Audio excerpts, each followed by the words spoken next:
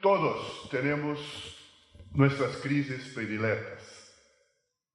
Las crisis de los valores, las pandemias, la demografía, la economía, la energía, la especulación financiera, la educación, la pasteurización cultural, las identidades, la banalización de la vida, la miseria que explota el mundo, la falta de agua que ya alcanza más de 1.000 millones de personas. La cuestión ya no es de elegir la crisis que nos parezca más amenazadora.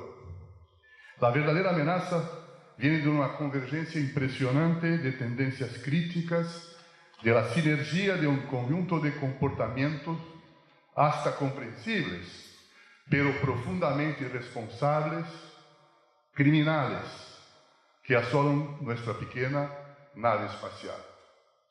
En las últimas décadas cerramos el horizonte estatístico del planeta, con todas las variaciones posibles en los detalles. En los conjuntos hoy sabemos lo que está sucediendo. Todos nosotros sabemos de todo. Y la imagen que emerge es simplemente trágica. Inicialmente fue vista en fragmentos. En Río de Janeiro, en 1992, ampliamos nuestra visión de lo que está pasando con el medio ambiente. En Viena, con los derechos humanos. En Cairo, con el crecimiento poblacional. En Beijing, con el papel de mujeres. En Estambul, con la urbanización. En Copenhague, en 1996, con la situación social del planeta. En Johannesburgo, en 2002, con el desarrollo sostenible. En 2015, en Copenhague, otra vez, la dimensión de los desafíos climáticos. Hoy, incluso, sin grandes reuniones planetarias, nos damos cuenta en informes que cubren desde la extinción de las especies hasta la acidificación de los océanos y agotamiento de metales raros, que enfrentamos un desafío sistémico donde ya no cabe simples arreglos en las formas como organizamos, que podemos llamar de manera amplia de gestión de la sociedad. Otra gestión es inevitable. Los desafíos son simplemente vitales, en el sentido más directo del término. Todos somos contrarios a catastrofismos. No queremos parecer brujos que pintan un futuro negro. El Club de Roma, de cierta manera, nos vacunó contra alertas que nos parecieron prematuros. Hoy estamos empezando a evaluar de forma más sensata y realismo de estas predicciones. Con los datos cruzándose de forma coherente, con la generalización y perfeccionamiento de los modelos y con la propia accesibilidad en línea de las más variadas investigaciones científicas, permitiendo la confrontación de los datos de innumerables núcleos de investigación, el futuro dejó de ser una vaga amenaza, un diseño inseguro. De cierta forma, en nuestras conciencias, el futuro llegó. En la fuerte expresión adoptada como título del Foro Social Mundial, se trata de una crisis civilizatoria. Y nos preocupamos también en mantener el realismo, sino en nuestros deseos que pueden ser infinitos, al menos en nuestras propuestas. Pero ese realismo tiene que ser calificado. En la mayoría de los casos, al mirar lo difícil que es obtener el mínimo avance de reducción de la contaminación o alguna protección para niños en situación de riesgo, creemos que poner nuestros objetivos muy altos alimenta buenos sueños, pero no asegura buenas políticas. Hoy, con la dimensión de las amenazas, la visión tiende a desplazarse.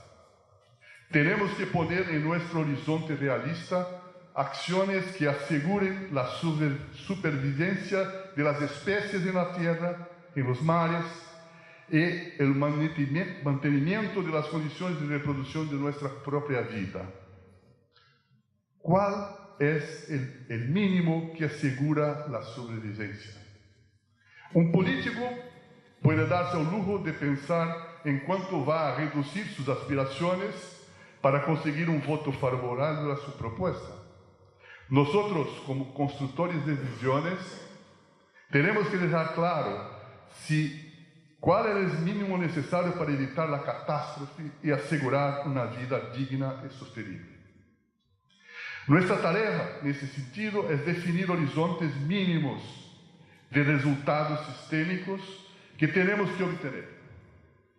Ya no como sueño de un mundo posible, sino como exigencia de lo que es necesario.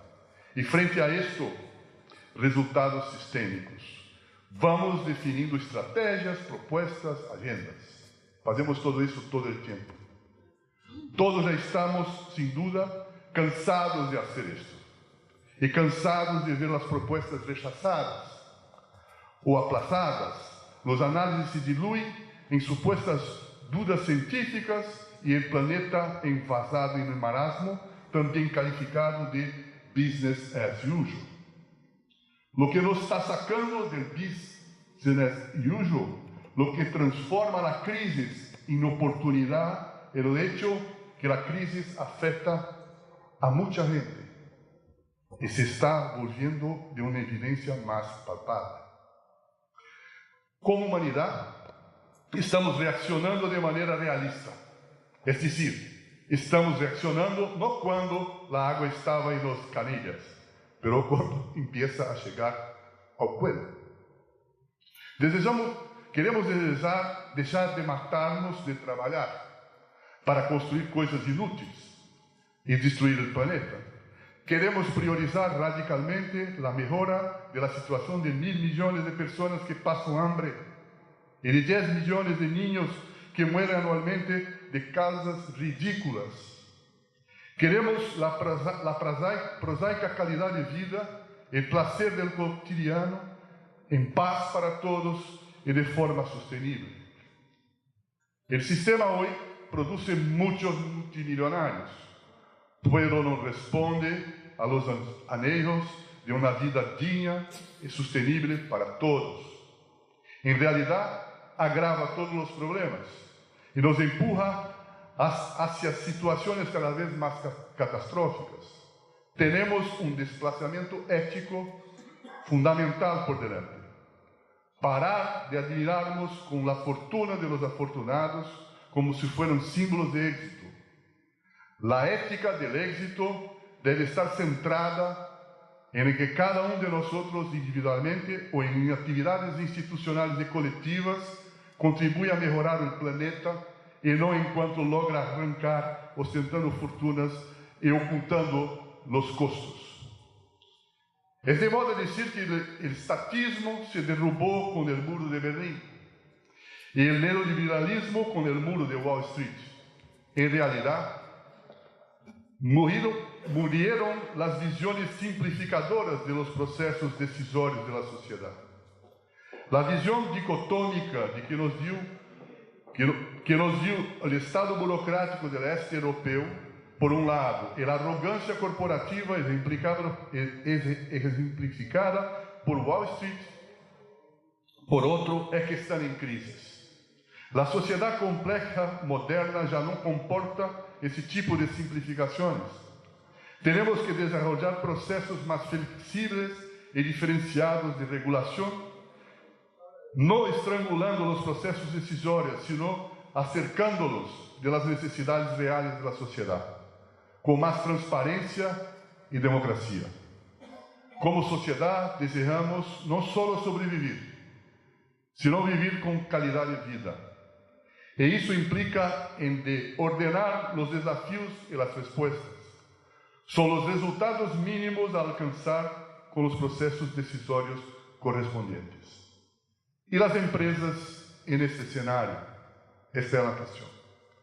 Las empresas son importantes agentes de transformación de la sociedad responsables por 2/3 de la creación de la riqueza, 3/4 de la generación de los empleos.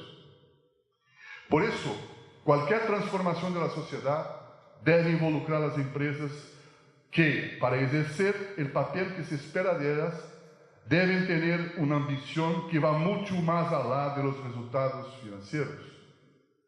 Tiene que redefinir un significado de éxito de forma que compatibilicen las finanzas y el impacto de los temas sociales, ambientales y éticos.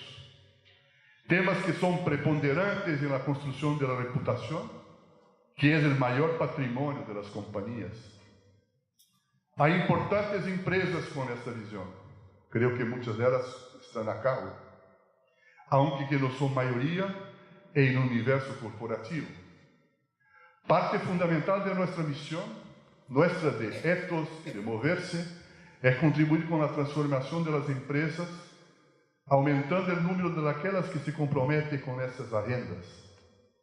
Entendemos que muchas empresas tienen problemas de diferentes tipos y tamaños, pero ¿qué postura esperamos de ellas en este momento de crisis y de dilemas? ¿Qué medidas deben adoptar? En primer lugar, esta es una experiencia que pasamos muy dura ahora en Brasil. Las empresas deben reconocer públicamente el problema y asumir su parte de responsabilidad. Sea con un desastre ambiental, como la empresa Samarco, sea como el desastre ético de la corrupción con Odebrecht y otras empresas de Brasil, Petrobras y todas las otras. El segundo, porque esta es la posibilidad de la perspectiva de la sustentabilidad empresarial. Segundo, demostrar actitud y materialidad en pro del cambio. Y tercero, implementar nuevas políticas y procesos dentro de un eficiente sistema de integridad, transparencia, compromisos con la sociedad, con resultados concretos. Nuestro papel, Moverse Ethos, como organización promotora de responsabilidad social empresarial, es el incentivar, apoyar y monitorear este proceso.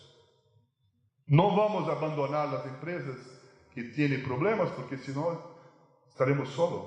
Todas las empresas tienen problemas. Nuestro papel como organización promotora, en la actualidad, en todo el mundo, observamos muchas empresas implicadas en problemas de corrupción, desastres ambientales, violaciones de derechos humanos, y vienen a público para presentar disculpas, asumiendo compromisos y buscando cambios. Entendemos que tal postura debe ser alentada, pero se hace necesario ir más allá. Voy a abrir un paréntesis para dialogar más específicamente con un tema clave de la responsabilidad social, derechos humanos y las empresas. El informe presentado en marzo de 2011 por John Ruggie en las Naciones Unidas, representante especial de la ONU para empresas y derechos humanos, establece estándares internacionales para el alcance de las responsabilidades de las empresas con los derechos humanos, relacionando tales responsabilidades con la obligación del Estado en garantizarlos. Yo pienso en empresas multinacionales argentinas y brasileñas, para no hablar de otros países, que no tienen las mismas responsabilidades internas, compromisos y prácticas en Argentina y en Brasil o en otros países de la América Latina o de África. Esto no es posible. O la empresa tiene estándares que va a aplicar en todos los campos del mundo, o no es responsable socialmente. Esto en todos los temas, ambientales, derechos humanos, integridad. Ok, a un país muy frágil en su combate a corrupción en África, vamos a aprovechar la oportunidad. No, a un país muy duro en Norteamérica, No, lá no podemos hacer nada. Esta es la contradicción más hipócrita del comportamiento de las empresas multinacionales, las grandes empresas de nuestros países, Brasil y Argentina. El informe afirma que mientras el Estado tiene el deber de proteger los derechos humanos de sus ciudadanos, las empresas tienen el deber de respetarlos independientemente de la realidad política en que está inserta. Es decir, aunque opere en países no democráticos o con democracia precaria. La empresa debe también ofrecer mecanismos efectivos de remediación cuando se involucra en violaciones de los derechos humanos, aunque reconoce que las empresas son actores importantes para la generación de empleos y riqueza en todo el mundo. Ruggie subraya que, por operar en una economía globalizada en la que no están sujetas al ámbito de las leyes internacionales, tiene un gran potencial para impactar los derechos humanos, a menudo negativamente. El informe aún señala que la responsabilidad de las empresas de respetar los derechos humanos es independiente de su tamaño o del sector económico a que pertenece, aunque los impactos y las responsabilidades pueden cambiar según estos dos factores. Entonces, no hay disculpas. Yo soy pequeño, puede pasar. Yo soy muy grande, más responsabilidad. En ese sentido, un importante concepto a ser tomado en consideración es la esfera de influencia de las empresas que cambia de dimensión conforme sus características. Esse conceito está presente em la norma de responsabilidade social ISO 26000. En capítulo 8 de la ISO 26000, que trata del tema de empresas y derechos humanos en la perspectiva del trabajo decente, la norma establece lo siguiente, abre las comillas: una organización es responsable de los impactos de sus decisiones y actividades sobre las cuales ejerza control formal y o de hecho. Control de hecho se refiere a situaciones en que una organización tiene la capacidad de dictar las decisiones y actividades de otra parte, aun cuando no tenga la autoridad legal o formal para tanto, de la decisión política y económica. Estos impactos pueden ser intensos. Además de ser responsable de sus propias decisiones y actividades, la organización puede, en algunas situaciones, ser capaz de afectar el comportamiento de organizaciones, partes con las cuales se relaciona. Estas situaciones se consideran dentro de una esfera de influencia de una organización, cierra comillas. Al mismo tiempo, las empresas tienen que lidiar con un mercado globalizado altamente competitivo. Hablamos de eso. Buscando constantemente tasas mayores de productividad y de reducción de costos. Ford empezó, ahora es radical. Muchas veces las empresas parten para tercerización de actividades de operación que no están directamente vinculadas a su negocio, como tecnología de la información y seguridad patrimonial, o deciden que ciertas etapas de su producción deben ser ejecutadas por proveedores. Estos proveedores normalmente se encuentran en lugares donde los costos de operación y producción son menores. Cuando la priorización de la reducción de los costos se superpone a los otros parámetros, los aspectos sociales y ambientales dejan de ser analizados en la contratación de los proveedores.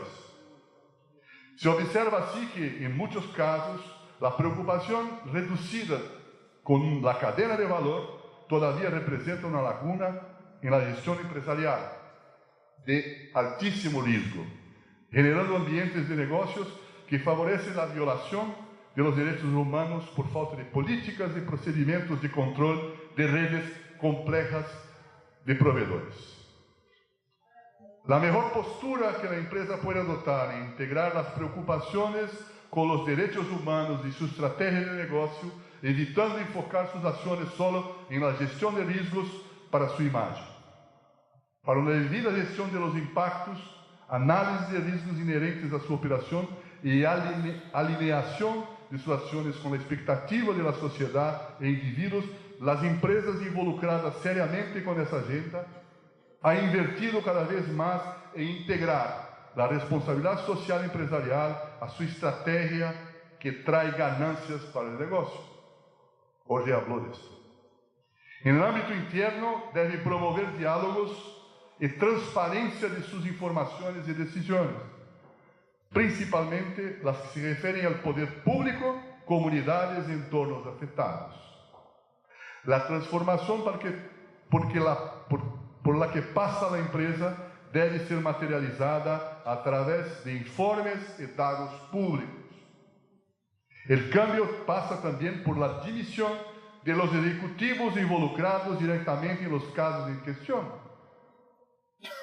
No solo por la ejemplaridad a los demás trabajadores y trabajadoras, sino también por el facto de que nuevas políticas y procesos, ante nuevas políticas y nuevos procesos, tales conductas deben ser incompatibles con el nuevo momento de la empresa. Esa es materialidad del proceso. En Brasil, por ejemplo, ahora muchas empresas involucradas en la operación Lava Jato, la operación de corrupción más grande del planeta, de la historia del mundo, yo creo, están trabajando, o ainda están en las empresas. En el ámbito externo, a partir de su autotransformación, la empresa debe liderar cambios de su cadena de valor. Eso es muy importante. Yo creo que una estrategia para moverse para la organización de responsabilidad social que Ethos adoptó hace 10 años, debe impulsionar la responsabilidad social a través de la cadena de valor de empresas líderes que ancoran, que sustentan una posibilidad de cambios más amplios. A partir de liderar cambios en cadena de valor, apoyando o desarrollo de programas de responsabilidad social en los proveedores, realizando los diagnósticos de la cadena e incentivándolos por medio de vantagens económicas y reconocimiento público. Es muy interesante los resultados de un grupo de empresas que participan de un proceso de premio, de reconocimiento público de su evolución por los indicadores de responsabilidad social de una cadena. Es un engajamiento muy fuerte. De la misma forma, la empresa puede estimular el proceso de cambio de su sector económico. La corrupción es un caso muy clarísimo. Si el modelo de negocios de un determinado sector, como de infraestructura, como en Brasil, está baseado en la corrupción, o se cambia el sector, el modelo de negocios, o las empresas no pueden sobrevivir. Se están haciendo diferente del modelo business as usual. Poco adelanta un sistema de integridad y responsabilidad social bien desarrollado si las prácticas del mercado y si los demás competidores persisten alimentando y privilegiando negocios de riesgos o ilícitos. Todos pierden. Para lo tanto, la empresa debe actuar en favor de un entorno de negocios más ético, sostenible y justo. Un camino posible es mediante la elaboración de pactos sectoriales de responsabilidad social empresarial. Por último, para que se eviten nuevos casos similares, como parte de este proceso de reparación de la sociedad, es necesario que la empresa aproveche ese aprendizaje y apoye el perfeccionamiento de políticas públicas inductores de desarrollo sostenible. Por ejemplo, las políticas fiscales, las compras públicas. Yo creo que Chile tiene una política inductora de compras públicas efectiva para promover el empoderamiento de mujeres, porque las compras públicas están linkadas a compañías dirigidas y creadas por mujeres. ¿Es un privilegio? No. Es una acción afirmativa de promoción de cuidado, que es necesaria y que el Estado y la sociedad tienen la responsabilidad de hacer. La constante mejora del marco regulatorio es clave para que las empresas, el mercado, los ciudadanos y la sociedad en general no tengan que pasar por dolorosos procesos. Hemos avanzado mucho en la legislación y fortalecimiento de las instituciones en los últimos años, en Brasil, por ejemplo. Pero todavía hay que avanzar más y aprobar medidas como precio de carbono e impuestos de emisiones de gas de efecto invernadero. Criminalización de empresas corruptas y violadoras de derechos humanos como trabajo infantil y trabajo esclavo. Uno de los problemas que el movimiento de la sustentabilidad empresarial enfrenta es el descrédito por parte de algunos segmentos de la sociedad motivado por el desprendimiento entre la propaganda de las empresas y sus prácticas efectivas. Vivimos un momento en que no hay más espacio para errores o titubeos en la forma de decisión empresarial. Es necesario cambiar efectivamente comportamientos. Las empresas que no lo hacen están fadadas al fracaso. Fundamentalmente, esperamos un nuevo nivel de responsabilidad social en las empresas que combine acciones internas con su influencia en la cadena de valor, en el sector económico, en las políticas públicas, y la conciencia de la importancia de su papel en la sociedad como referencia a todos que de alguna manera con ella interactúan. En ese sentido, y yo voy a terminar con ese tema, tenemos que acelerar la responsabilidad social de las empresas. No es posible más tener la visión de que vamos en paso que es posible. No, tenemos que acelerar. Creemos que la plataforma de los Objetivos de Desarrollo Sostenible de las Naciones Unidas es un camino innovador para eso.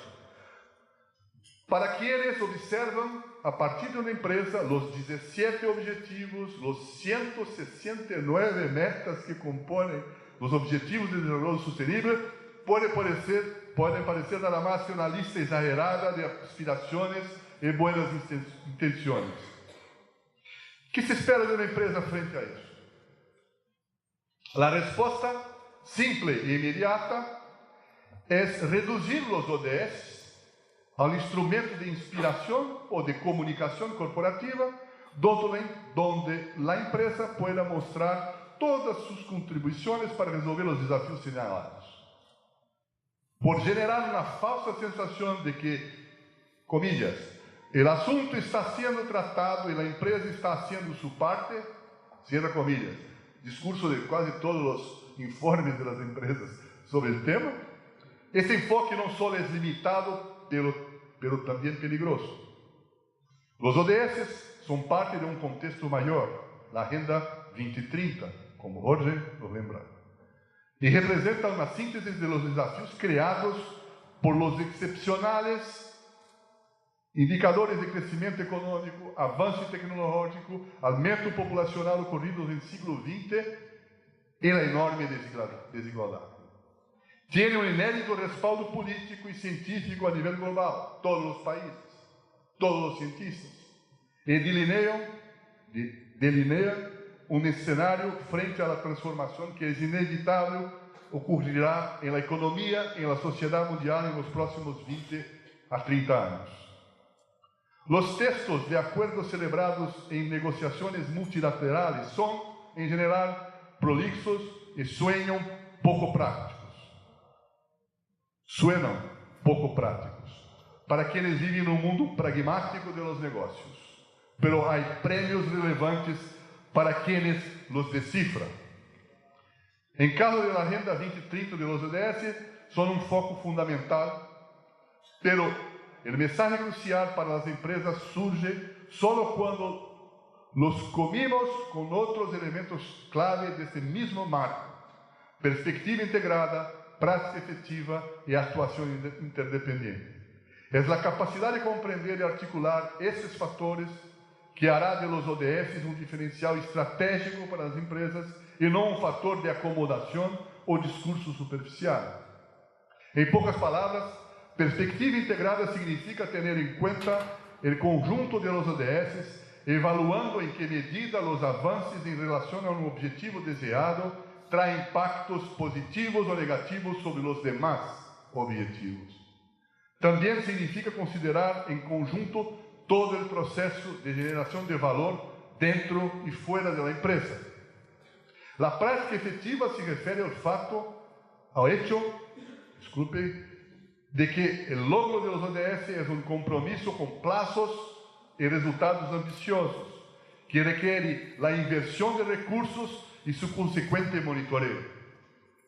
Finalmente, la actuación interdependiente se refiere a la comprensión de que superar el desafío en pauta no es tarea de una única organización o sector, siendo requerida la construcción de modelos de negocio, de conocimiento, de cooperación, de estructuras institucionales que favorezcan la sinergia de la cooperación productiva entre los actores económicos.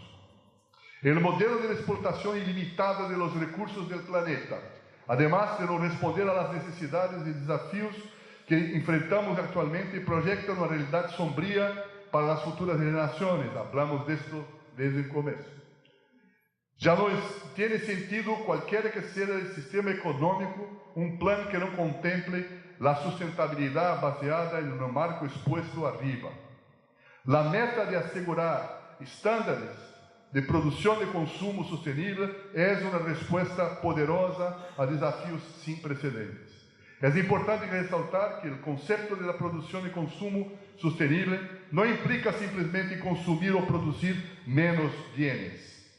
Se trata de la adopción de diferentes estándares de consumo y de producción más eficientes y menos consumidores de recursos. Mirando tanto al lado de la demanda, del consumo y de la oferta, la producción, es imperativo buscar equilibrio para ambas y el planeta. Las buenas prácticas efectivas necesitan ser transformadas en reglas y consolidadas como estándar general. Nesse sentido, é imprescindível contribuir a que as políticas e programas públicos, as instituições e as práticas empresariais tenham capacidade de incidir nos processos formais e informais de produção de conhecimento, das atitudes e comportamentos, com o fim de promover o desenvolvimento de uma cultura de sustentabilidade, apoiada em valores éticos, humanistas, democráticos e orientada por uma visão de bem-estar, calidad de vida y progreso que valore la ciudadanía, la sociodiversidad y la biodiversidad. El desarrollo de una cultura de sustentabilidad en la sociedad aumentará el nivel de exigencia de los ciudadanos y de las organizaciones en relación con los bienes y servicios públicos y privados, y en consecuencia ampliará el espacio para la diferenciación de los productos y comportamientos de las empresas. Esta misión, como se ve, no es trivial. Es una tarea de varios años que implicará cambios en las empresas e incluso en sus modelos de negocio. Puede parecer un precio alto, pero a lo que todo indica es lo que hará la diferencia entre prosperar las próximas décadas y apenas sobrevivir o no. Más que nunca tenemos que acelerar la responsabilidad social de las empresas. Muchas gracias. Bueno, primero, y acá no puedo ser muy objetiva, como me presentaron, yo soy asesora en el tema de derechos humanos y empresas, así que encontrar a alguien que plantea en el marco de este avance del concepto de responsabilidad social empresaria, sustentabilidad y estar hablando de derechos humanos, para mí es un gran orgullo, porque ahora te voy a hacer una de las preguntitas, me voy a tomar la licencia de poder estar acá y hacer una pregunta directamente que me interesa. Pero bueno, también el público ha hecho algunas preguntas, no tenemos mucho tiempo, así que más o menos las voy a ir como resumiendo para que podamos, como para que podamos un poquito hacer algunas preguntitas y darle un cierre a esta parte del panel. Desde Ethos, ¿cómo han podido hacer frente desde una organización que siempre ha tenido, digamos, un anclaje empresario muy importante, hacer frente a estos grandes y graves casos de corrupción que se han presentado en Brasil y que, bueno, que está teniendo derivaciones en toda la región, no por Argentina quedar excluida, pero desde una organización eminentemente con una estrecha relación con el sector empresario, ¿cómo han enfrentado esto para introducir quizás cambios dentro de otras empresas o de las mismas empresas directamente involucradas? Bueno, Ethos fue creado en 1998, desde su partida el tema de la corrupción, de la ética, de la integridad, de la transparencia de la acción de las empresas, del Estado, es un tema clave. En 2000 ayudamos Transparencia Internacional a crear el capítulo Brasil, de Transparencia Brasil. En 2006 creamos una acción con las empresas en alianza con el Pacto Global, el Foro Económico Mundial, con el PNUD, y creamos una acción colectiva. Este es el tema más importante. Nosotros pensamos que para enfrentar la corrupción o la violación de derechos humanos o los cambios climáticos, tenemos que organizar acciones colectivas con las empresas. Acciones colectivas que tienen dos grandes pilares. Uno, que es una declaración pública de compromiso de las empresas para contribuir para el cambio o para la superación. Y otro, cuáles son las políticas públicas que ese grupo de empresas demanda al Estado, demanda a los partidos, demanda a la sociedad, que pueden hacer acciones más fuertes, más universales sobre el desafío que es puesto.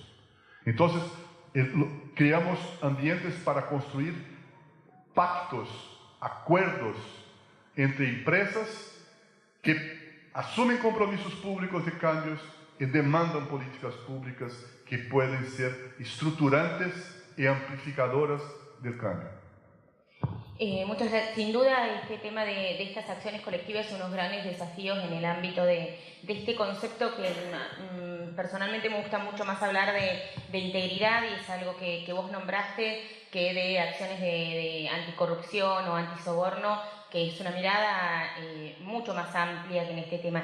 Y en este sentido, uno de los aspectos que vos planteaste, que me interesa preguntarte cuál es el desafío. Acá hay mucha empresa que bueno, muchas veces las situaciones negativas suceden a pesar de un montón de acciones preventivas que se puedan realizar.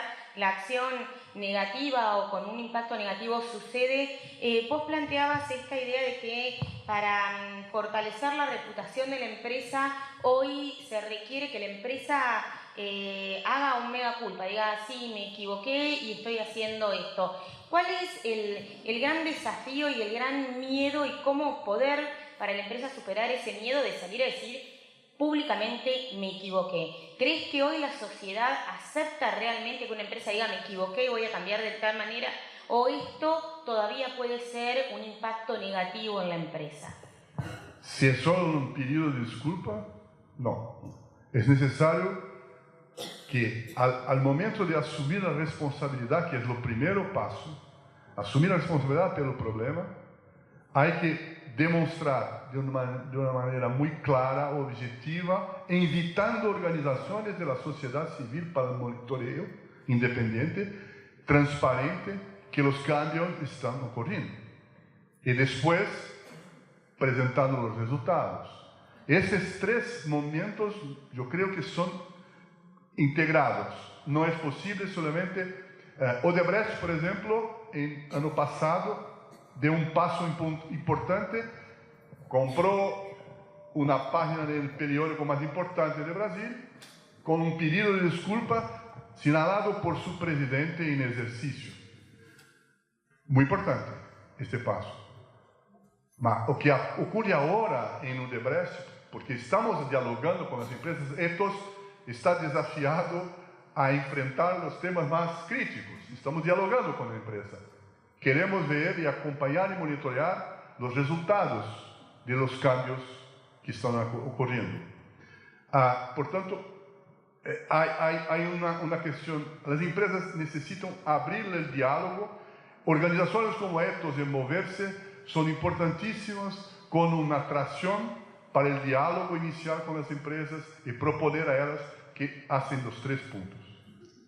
Bueno, muchísimas gracias. Creo que acá nos deja el gran desafío por parte del sector empresario de hacer este cambio, y un cambio cultural muy importante muchas veces para las empresas, que en general hay una mirada de, bueno, me equivoqué, veo de qué manera lo arreglo hacia adentro, y hoy la sociedad nos está demandando una mirada diferente y una apertura diferente, y básicamente sustentado en este concepto de transparencia.